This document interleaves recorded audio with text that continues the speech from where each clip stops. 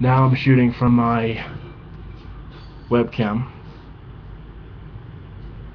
the new one, and I want you guys to see the difference in sound and everything. I'm pretty sure any of my subscribers who watch my videos are going to see the difference anyway. I'm dead tired. My cat didn't let me sleep last night. She kept jumping on me, so that's why I look like I'm stoned, because I'm dead tired.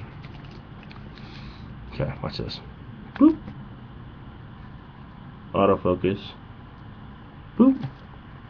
Autofocus. See?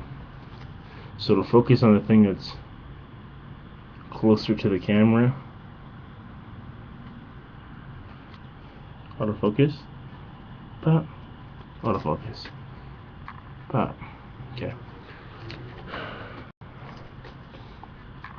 And the sound's probably much better too. It's showing up a lot more controlled than the onboard mic is. Although today I'll be actually receiving my speakers too. This is not the cam that I ordered. I just happened to pick this one up today, about an hour ago. So I have two webcams, so I'll have a backup one.